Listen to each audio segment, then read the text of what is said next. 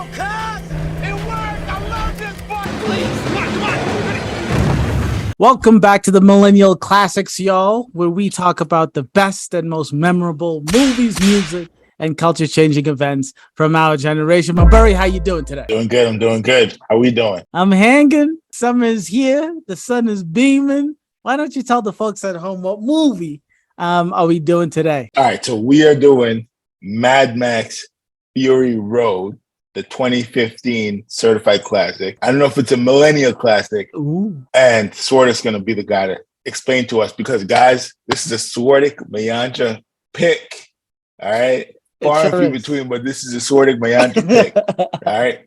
So, Swardick, why don't you tell us why this movie is a millennial classic? This movie is a millennial classic in a lot of ways. Number one being, it's a summer banker, right? The reason I said that it's summertime and the sun is beaming down right now is because you get into that mood where you want to go outside and enjoy the heat, enjoy the warmth. And this movie takes that to a post-apocalyptic, dystopian, insane version of that, right? It is a good time all around. From the start of the movie to the finish of the end of the movie, you feel like you're experiencing the chase that is Mad Max Fury Road. That, ladies and gentlemen, is why it's a millennial classic. I like it. I have a question because I was thinking about this while I was watching this. Mm-hmm. If you had to pick one movie that you thought closely aligned with the vibe that this movie gives off, like everything you just said, like the relentlessness, the kinetic. I mean, I know the answer right now. What is it? It's Fast X. I just saw it this past weekend. No. That's the exact opposite. That's the energy goes up, it goes down, it flips to 50 different people. That's the exact opposite. Honestly, for me, it's a movie that came out around the same time. John Wick. Oh, I see. Okay, so you're talking about a vibe. You're talking about the vibe of the movie. No, 100%. Yeah. Oh, no, 100%. Yeah. We haven't done John Wick, right? No, we haven't. And it's going to come up a bunch during this because the way that these movies kind of world build and then keep it moving and don't explain shit. You just, they just whip out coins and you get guns and all this shit. And this movie's the same way. There's blood boys. Yeah, it's an entire world. Breeders. And they don't explain anything. You know how some adventure movies, they whip out a map and they put it on a car and they're like, we're here and we have to go here. Like every movie does that. Like I just watched Puss in Boots and Puss in Boots very clearly has a map on screen and it shows you where you're going. A lot of adventure movies have that just to give the viewer an idea of where you are. This movie says, fuck that. We're going to rent a helicopter. You're going to see these guys leaving the Citadel. These guys going to Cast Town, those guys coming from, and then it's just and you just get a sense of where everything is. You always get a sense of the location, and you never have to wonder. Except for one time, but we will get to it. But first and foremost, most importantly, God damn it, Mumbury, I miss doing this with you. I never even once in my head thought about the vibe of the movie being like John Wick, but the second you said it, I was like, well, of course it is. It's action from the beginning to the end. It's an adrenaline rush. It's an experience. It's a millennial classic, boys. It's the millennial classic. Before we get into the millennial time machine, Mumbury, before you watched this movie, is there anything you remembered specifically about this movie? So this movie, because I've watched it a bunch, this is a very highly rated movie from this decade. And it's one of those movies that gets more rated the further we get away from it. But the reason this movie is so well liked is it's like a roller coaster. It never stops. You keep going. And it's one of those things where it's the twist is so simple. Exactly. It's so simple. Once it hits you, it's so obvious. Yeah. And it's beautiful. And it goes as deep as you want it to go. Exactly. You can just be like, oh, it's just these guys are running away from these guys and then they decide to go back. But it can also be like your home is where you started. That's right. You can go as deep as you want. This movie is it's amazing. It looks amazing. That's the other thing. In this age of, I out here watching Ant-Man Quantumania and it looks like everything was filmed on green screen in a tub of just green. And you just know the actors were just talking to tennis balls the entire movie. And this movie, they went to Namibia, They fucking literally were throwing hired Cirque du Soleil guys to fly across from car to car. They blew shit up and they just did it all in the desert. And you're like, this movie's going to look amazing forever. The same way Jurassic Park, they built those fucking animatronic dinosaurs in 93 and it still looks good. I love that. It sounds to me, Mulberry, like you rewatched this prior to us doing this now. When was the last time you saw it? I own the Blu-ray. So I You're watched amazing. it like a couple months ago. You're insane. You're insane. But it's one of the things where it's like, this movie just, it looks amazing. It feels like a thrill ride. And a lot of these movies now, you're like, this could have been a TV show. Like I could have delved into the minds of the characters and gotten some backstory. This movie's like, fuck all that. Yep. We know who Mad Max is. He's not going to talk a lot. We know Furiosa. We know what everyone wants. 2 hours, you're in, you're out, you go home. That's beautiful. Yeah, no, I agree with you with all of it, especially the look of it, especially the look. Prior to watching this movie, I just remember it being like this orange hue, right? Just like, that's like the memory. You say Mad Max and that's all you think. You think the desert, right? More so specifically about that movie, just that dude on the guitar. That's like the first thing that pops into my mind every time I think about Mad Max. Ladies and gentlemen, before we get into the details of this movie, jump with me into the Millennial time machine. Let me remind you what was going on in May, during the release of Mad Max, which was May 15th, 2015. In America, the song See You Again by Wiz Khalifa, Fast and Furious 7 banger featuring Charlie Puth is at the top of the single charts. Barack Obama is the current president, and the movie Avengers Age of Ultron is at the top of the box office. A couple of highlights of that year. Drake released Hotline Bling. I don't know if memes were a huge thing back then, but this was like the GIF of GIFs. Like, I mean, it was a GIF. This was a meme. Years. Oh yeah, 100%. It took over. Like, I don't even like the song. It's a trash song. It's one of the worst Drake songs. Exactly. Like, I can't even listen to it. If I'm not looking at the meme, I don't want that song to be on. Empire debuted January 7th of that year, 2015. Valentine's Day. I am a lion. Lucia's lion. R.I.P. That's exactly. Valentine's Day of that year, the first 50 Shades of Grey was released, the movie that made BDSM cool again. Lin-Manuel Miranda writes a little Broadway play called Hamilton, and now it's the greatest, biggest thing in the history of Broadway. The movie that won the Academy Awards that year, Best Picture, it was Spotlight, which I think is an absolutely fantastic pick, great pick. Probably, probably like for like Academy. This movie should have won over Spotlight. You're insane. Okay, but speaking of the big movies that year, they knew, and they did nothing. It's just yelling about the church, bro. A lot of it is not yelling, okay? A lot of it is just some intense shit. But this is the box office for 2015, and I'm pretty sure this is worldwide. So Age of Ultron's one? Is Age of Ultron one? Nope, it's not one, but it's I'm looking for the top 5. I'll give you credit if you get anything in the top 10. Did Star Wars come out that year? It sure did. You wouldn't happen to know which one. The Force Awakens? Hey, go get your shit. Yes, The Force Awakens was number 2. Age of Ultron was number 3. No, The Force Awakens was number 2? Yes, The Force Awakens was number 2. The Jurassic World come out that year? Yep. Number 1, Jurassic World. Okay, so this is international box office. International. This is worldwide. So then was there like a Despicable Me in there? No Despicable Me, but there is an animation in the top 5 here. It's Frozen Pixar. 2? Nope. Oh, Frozen 1? The one with the emotions. Do you know that one? Oh, man, I forgot. It's Inside Out. Inside Out is number 4. Out. Yep. Okay. And then was there? No, there wasn't Transformers. 2015 was. Go, give it to me. Okay. Well, you did pretty well. You actually did pretty well. So Jurassic Park number 1, Force Awakens 2, Age of Ultron, Inside Out.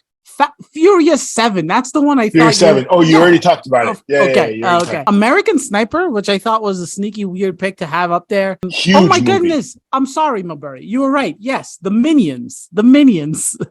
Number 7. Hunger Games. Number 8. The Martian, 9, and 10 is Cinderella. I was very low surprised. key, honestly, the movie I've watched the most and my favorite movie from that list is The Martian. The Martian, a fun movie. It's 100.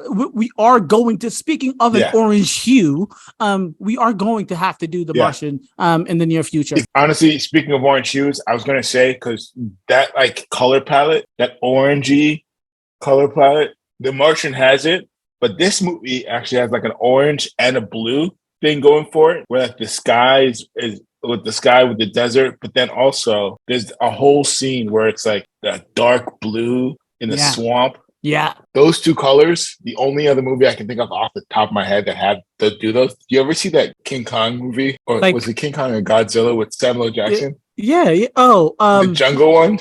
I know exactly. Yeah, it's Skull Island. Skull Island. Skull Island Vietnam movie, and it has the same exact color palette, pretty much. It has some jungle in it, but it's orange and blue, and in the sunset with Kong fucking standing in the sun. Yeah. Samuel L. is the only Negro that thinks he could go one-on-one with him. All right, Mumburi, take us. The makings and ratings of Mad Max Fury Road. Take it away. 2015 movie was directed by George Miller, old ass dude, who directed the original Mad Maxes with who was in the original Mad Max Disorder? Mel Gibson. Mel goddamn Gibson, who is in one of my favorite movies, Lethal Weapon 2. So George Miller came back, did this movie, troubleshoot. Everyone hated it. Everyone came out like Charlize, Tom Hardy, like they didn't even speak. They were like, they left this movie thinking it was going to be a disaster. They filmed in Namibia. They left and they were like, that movie's going to be fucking trash. And then lo and behold, it's a fucking instant classic. I would say Charlize already won an Oscar. She won it for Monsters Ball. But I would honestly say this is probably her best movie. Tom does this mask shit in a bunch of other things, but it's hard to know what his best movie is. I probably have to. I love that movie that he does with where he's his twin brother. Oh, not Legend.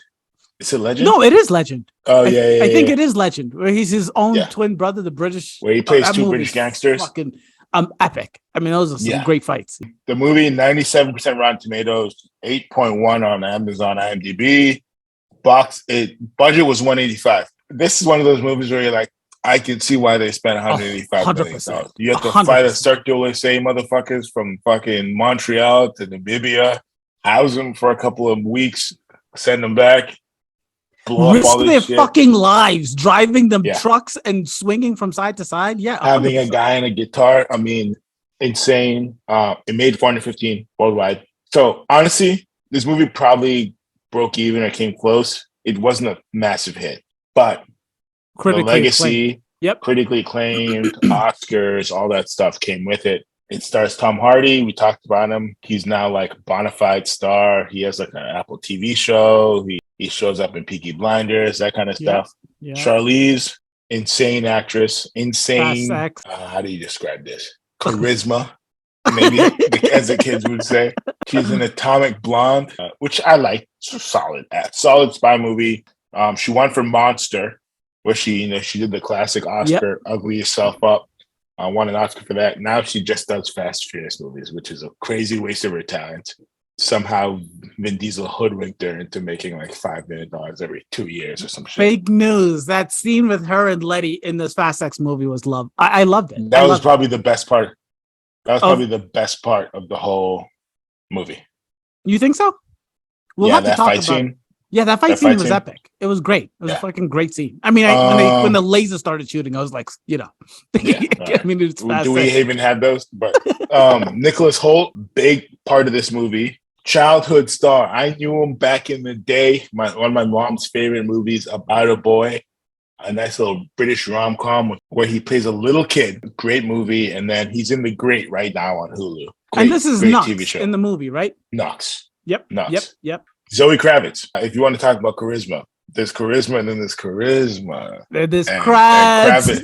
There's Kravitz charisma. I was trying to put it, but Kravitz charisma. Yeah, no, because you're right. Because she's in this movie, like I don't know what is it called? The word count. How like her speaking lines are very, very little, but you definitely everyone's speaking lines. Yeah. Oh yeah, everyone's, but her specifically, it's like, all right, she's like, I'm counting Yeah. the bullets. Good for you. But Yeah. you notice her. You notice Yeah, because her jawline speaks for itself. Um, she's in Poor the lady Batman. alone. Yep. She's in the Batman. She's Catwoman. She's a new Catwoman. So, Yeah, she is. and we love that for her. So, do you want to jump into the scenes? How do you want to do this? 100%. Exactamundo. I'll go chronological, but before we start, I gotta say, this movie, the score and the soundtrack is so good. It cues you up to know. It's like what a score does. It's literally like it cues you up to know. There's a scene towards the end. We'll talk about it where everyone's sleeping. You know, like the guitar guy's passed out, whatever. Mm-hmm. And then the score just fucking kicks in, and then you're like, okay, we're back at it. Like if you were taking a piss in the bathroom and you hear that score kick in, you're like, ah, shit, I gotta get back. Because you know action's back. Junkie XL does it. He kills it. So let's get started. The intro, yeah, he said some mumbo jumbo, eats a lizard. Weird, but okay, look, go ahead. Crashes the car and then tries to escape the Citadel and then title card. That whole intro does a lot of world building. It just tells you about the character and then that's it. Yes. But it jumps you right in. Exactly. Jumps you right in. I think you're downplaying the coolness of that. I mean, it's a really look, if you're in a dystopian future where food is hard to come by, the way he gets the lizard and the fact that he just chews its head off, it is kind of badass, bro. No, yeah, and it sets the tone. It's like, okay, it's like, you know, a lot of these movies where it's like zombies and everyone's killing themselves and it's like the end of the world. But then like, yo, these guys are eating like Subway sandwiches. You know? This movie sets the tone. There are no eggs. There's no keto shit here. Actually, lizard's probably pretty keto. But I'm just saying, like, this movie, it's the little things that you notice that set the tone for the world that we're in. Yes. And then just another quick thing before we move on to the next scene. Him crashing, like, when I was watching this movie, him crashing, I was like, shit, he's like a bum hero. He's a bum protagonist. I'm like, this is the guy I'm supposed to be rooting for, but it makes it so real. It makes it so real, right? I really do like that. And then him trying to escape is wild. Just that world building in that, whatever that fucking place is, their home, the home base. Right. And I literally, when I wrote that in the beginning, when they're explaining everything and they're showing the breeders, the milkers, whatever those mamas just fucking constantly connected to. It's insane. The blood boys are showing all that stuff out. I'm like, honestly, that's when it clicked, and I was like, this is literally just like John Wick. You know, when you watching John Wick and you're like, all right, I kind of know what this movie is. It looks like a regular old action movie, and then they get to the Continental, and he gives a gold coin, and they don't explain it. They're not like, technically one gold coin is 485 dollars and it's like, no, they don't explain anything, you know, and then it keeps building. John Wick 2, there's a concierge. I mean, there's all these rules that are set in place, but they don't take the time to explain it to you. The same thing here. There's rules that are set in place, but they don't take the time to explain to you, but they just show you everything. Exactly. And it's not too complicated like these crazy sci-fi movies where you need some explanation. It's like you get it and you don't. If you don't get it, just enjoy the ride. You'll get it the next time you watch it. Exactly. So Immortan Joe rolls out. The score kicks in. This is when they notice that Furiosa's, you know, taking the war rig off the path.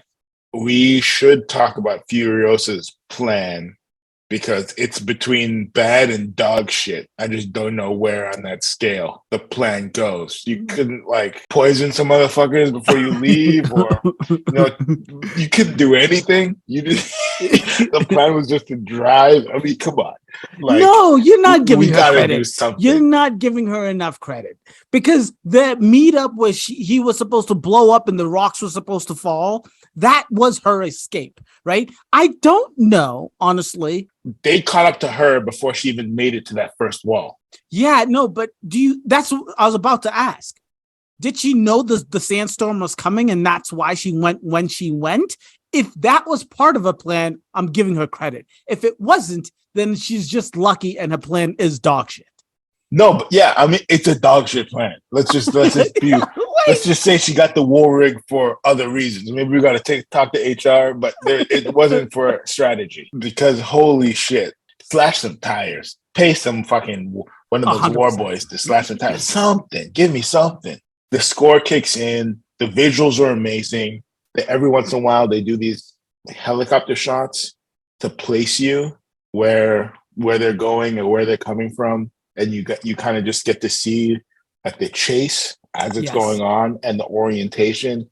They do a really good job of making they sure even you do never like a great job of doing that when Furiosa is leaving and she sees like at the Capitol, they do this like glaring flashing light to the oil town so they know that Furiosa is on the way. And then while Furiosa is getting away, they notice the fireworks, the flares. So you even get a sense of distance of how far, how like are they catching up and all that good stuff. So they do a really good job with that. The first road battle where like they because he explains that they're going into hostile territory.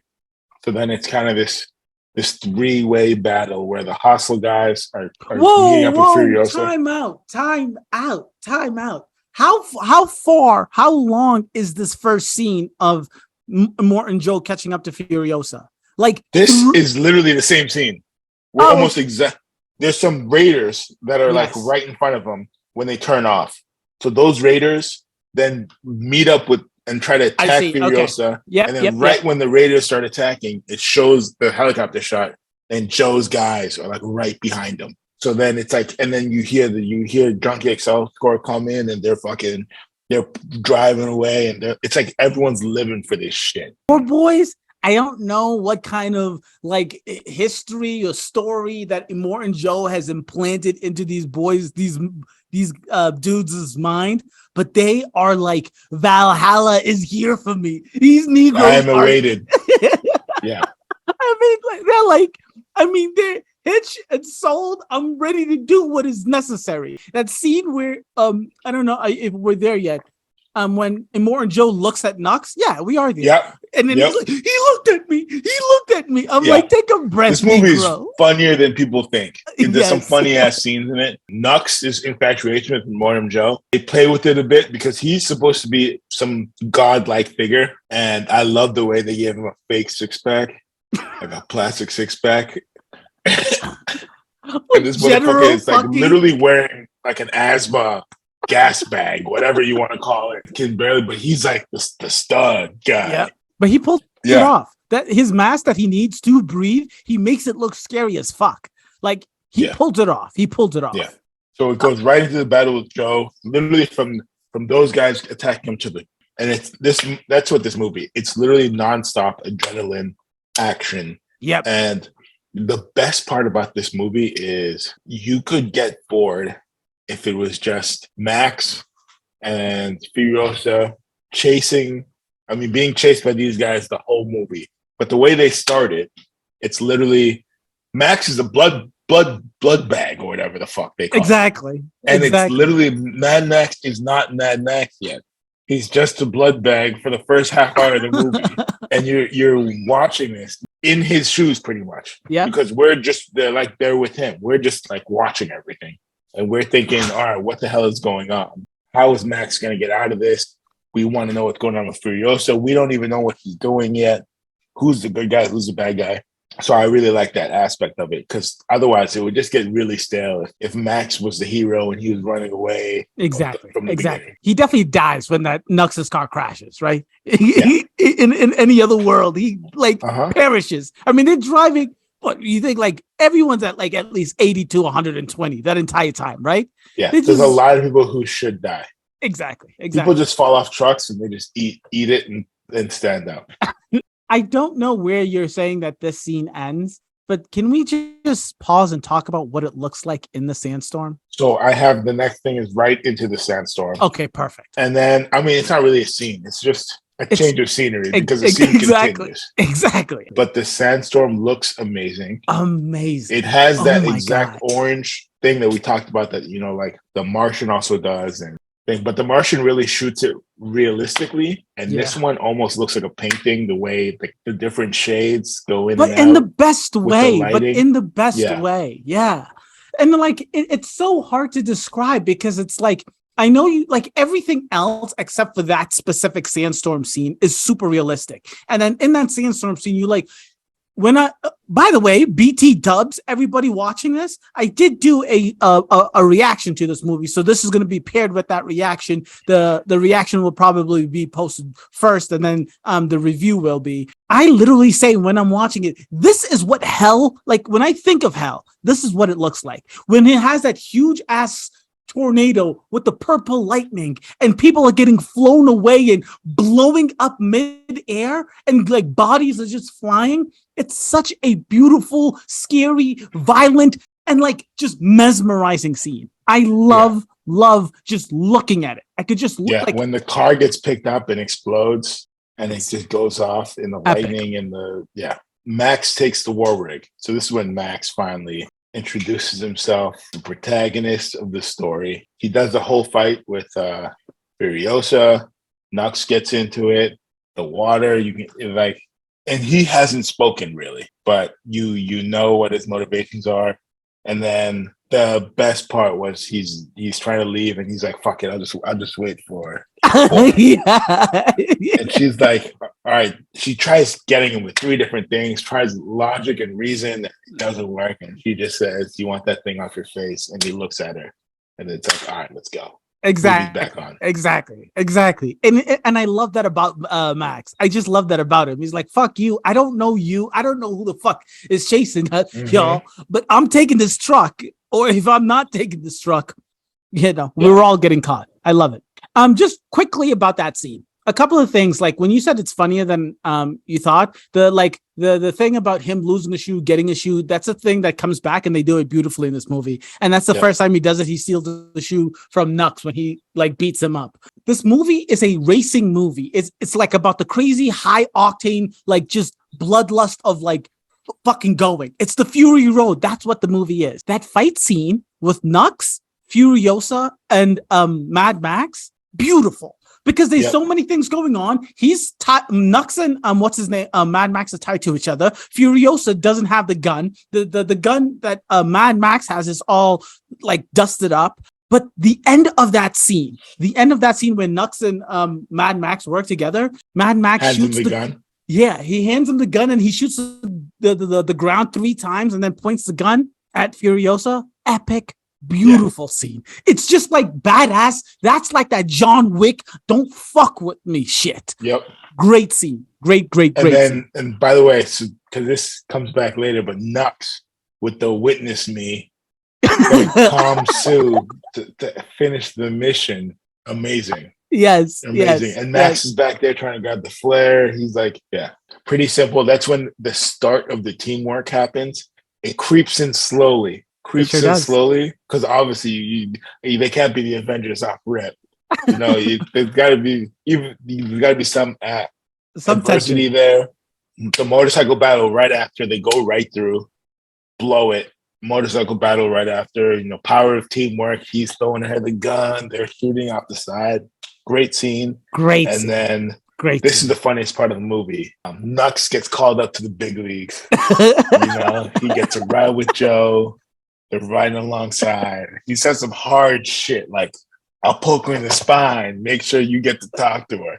And Joe's like, "Nah, take care of it for me." Hands him the gun. Yeah. And he's like, "You take care of business." And throws Nux on the fucking war rig. Nux fucks up immediately. And Joe looks at him with such disdain. And honestly, you can't help but laugh. He doesn't, like, the thing is, it's like the look is everything, right? But he just says in his like fucking disappointment, "Amateur." Mediocre. And then just drives off. Yep. Great fucking scene. There's an NBA and the G League for a reason. Yeah. The pregnant woman dies. It was crazy to me that actually happened. And like, not only does she die, but seeing Immortan Joe carry her after and her like she's fucked up like that, it's like, this is like some Exorcist nasty craziness. Yeah. Honestly, one of the weakest doors I've seen in movies, the way that door just fell off the thing, I was like, that might be a Kia. The rig might be a Kia. The way that shit just fell apart, it might be a Kia. Yeah, yeah. I'm just trying to think because it's so hard to like separate everything because like in the beginning of the thing prior to us starting the actual pod, I was telling him it feels like just one long scene, but it's hard to remember exactly what was going on in that specific time. Joe had caught up. Joe had taken the monster truck to get over the caught up, rocks. and then they were like battling it Oh, out with the motorcycles. So that's what I doing wanted a to shooting say scene. about Immortan Joe. You need a good bad guy for these kinds of movies, right? You want to feel like there's something that's because Mad Max is badass as shit. Furiosa is badass as shit. You want the bad guy to be like about that shit, right? Yeah. Two things about this, about Immortan Joe. Number one, I absolutely love that he's like, I'm the fucking dude. I'm not gonna send my henchmen to go do the chasing. I'm gonna be in the driver's seat. I'm chasing. I'm going over the rocks. The rest of you catch up when you can. That's the first thing. I love that about Immortan Joe, right? Number two, when he sees the pregnant woman out there and he's like, fuck everything and just tries to swerve off, but still ends up killing her. He has a little bit of a heart. I mean, the entire time. I mean, literally the only thing going against him, and this is smart by the filmmakers. They did a smart thing here. They made him absolutely hideous. Hard to look at. Because if this dude was Idris Elba, Chris Hemsworth, one of these things, and he was good looking. He cared about his kids. He ruled everything. He cared about his kids. He was brave. I mean, people would be looking at these breeders and being like, "All right, so we ready for what?" The rest of the world is in a fucking desert. But then you see him immediately. You see how ugly he is. He's hideous. You're like, I would run away from that. Exactly. I mean, this dude, they had to, like, the first scene of him is putting that baby powder on his fucking disgusting shit, right? Yeah. In that scene, like, I just told you about, oh my goodness, he cares. No, he doesn't give a shit about the lady. He cares about his baby. About the kid. About the kid. Because the second he, like, carries her, and then in the back of his truck, the doctor, and he's like, she's alive. And he's like, how about the baby? He's like, I don't know yet. And then he's just not a care in the fucking world. Cut it out. Get the baby out. Like nothing, like no care. Just cut this like lady open. As a nurse with medical knowledge, how would they approach that in the field nowadays? Protect the mom or protect the baby? Oh, well, she would die. In that situation, 100%. She just had a fucking truck roll over her. Her back is broken. No. I'm talking about, do they fucking get the baby out immediately, or are they like, oh no, would they be like, what they did was right. Get the baby out right now. Okay. Get the dude that was doing it, playing with the umbilical cord, talking like so nonchalantly about you would have had a little brother, and like tossing the fucking fetus. That's Obamacare right there. That's Obamacare. It's 8 years, Negro. Leave him out of this. Playing with the umbilical cord. I've seen that. Ron DeSantis was showing me that shit the other day. That's Obamacare. You're a monster, Mulberry. I'm sorry for taking us on a tangent. What's your next scene? Talk to me. The Blue Mud Bog. Okay. Nice change of vibe. Nighttime. Really changed the mood a little bit. Slows down the movie. They get stuck. They lay some traps. They do this whole winch scene. Nux kind of joins the team at this point. Very Fast and Furious style. Yep. You know, the bad guy joins the team. It looks really good still. Yeah. The different hues of blue. The tank guy, blinded, goes crazy. It is dope. Great scene. Yep, great scene. And they do this movie. So every once in a while, some classic hero tropes come through in this movie, and it just hits just right. And they do this thing where, like, the engine goes off, and they gotta go slow for a bit. And Max goes, this boss shit where he goes, take it half a click down the road and don't wait for me, you know? Like, I'll take care of the business. And she's like, what if you don't come back? And he's like, then leave. You know, like, just some hard ass shit. Exactly. Like, you want some every dirt off the shoulder. Let me just go fuck shit up. Yeah. And then obviously the audience, you know, there's no other person walking back out of that cloud than Max. And of course, this motherfucker ain't gonna say anything. You just get, and then the classic, "Oh, you hurt," and it's like, "That's not my blood." I mean, they're hitting every note on the hero piano, but it still slaps. And you said it perfectly, Mimbari, because it is a trope. And like when he leaves, everyone knows he's the only one coming back. You know, as the audience, that that's not his blood. Everything is already like known, but the way it happens, it's so beautifully done, and it's done exactly the way you'd want it. But at the same time, it's like, yes, just like, yes, just like, yes. This is actually honestly, one of my slower parts. I know the point of the entire thing is to slow down, is to change a pace before we pick it back up. But it is one of my least favorite in the movie. Honestly, the next scene that I skip is the slowest part for me, when they do the whole, I'm not going to say woman power, but they do the whole, like, back to the mothers. I mean, these women are living not a lot of power. I mean, god damn. At least I would be like, yo, if we're living this bad, can we go to the Citadel? Yeah. At least we'll get some scraps of water. Jesus. But the scene after that, they decide they're going to cross the Great Ocean. 160. Just quick time out. The only thing I wanted to say about the scene that I thought was really slow, the Nuts joining the team, like you said, was great. But just another one of those painting things about this movie, just seeing those dudes on stilts. Like, if you just pause frame it right there and just take a picture, I just would love to just stare at that. It's one of those things. It feels like, you know, those Demon Souls games. Yes, it feels like straight out of one of those, or they took that same vibe straight out of one of those. The haunting, like, medieval characters on stilts and stuff like that. That's where that feels from.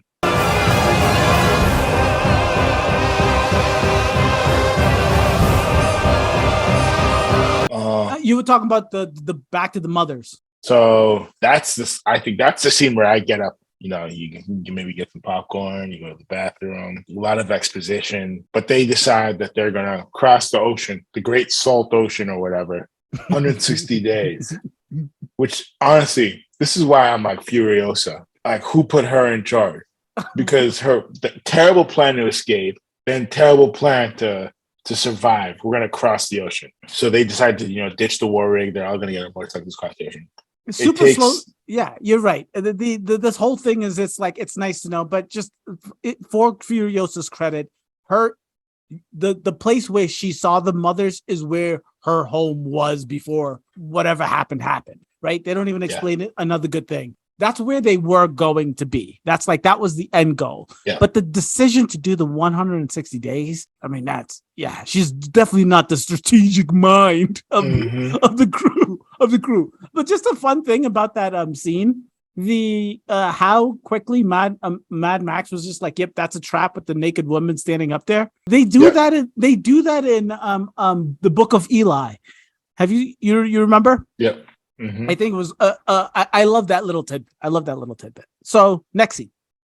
So this is honestly my favorite scene. This is my favorite scene in the movie, because this is like classic. And it just feels like a good watch to watch Max get on that motorcycle, catch up to him, stop him, pulls in front of him, walks right up to her, and he's like, we go back. Yep. And of course, everyone's like, what is he talking about? And then as soon as he says that, it literally clicks back to you.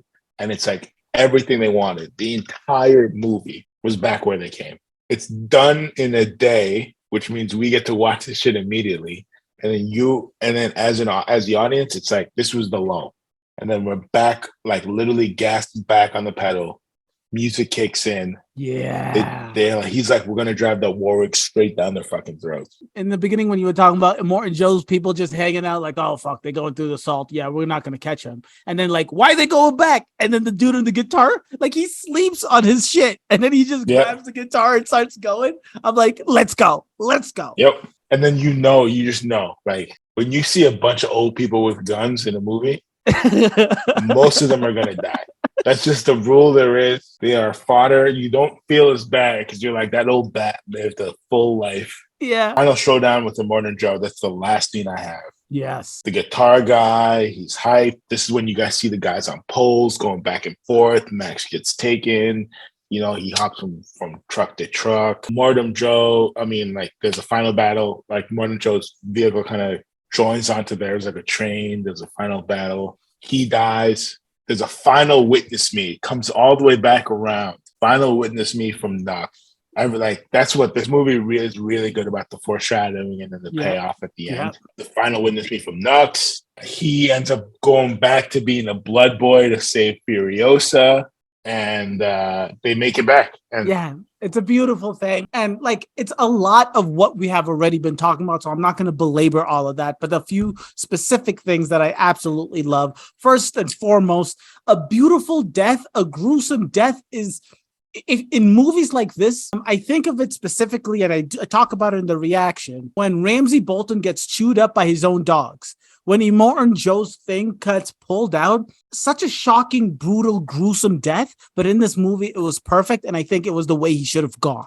right? Yeah. Absolutely perfect. And then just all of the acrobatics was fantastic. Seeing Tom Hardy get flung from car to truck to car to truck, and just all of it is so exciting to see. And it's one of those movies, like you said, you'll catch it the next time you see it. When you're watching this movie, you rewind, you watch it again, you notice everything is happening all at once. And it's just cool. They make it so analog. The cool thing is just like spitting into the intake to make your truck go fast, and the other guy's doing it, and he's doing it, and it's like a race. It's amazing. Yeah. Great. Did you feel anything for Granny with the plants? I felt a little bit. I was like, oh, the Granny, but she was going to die.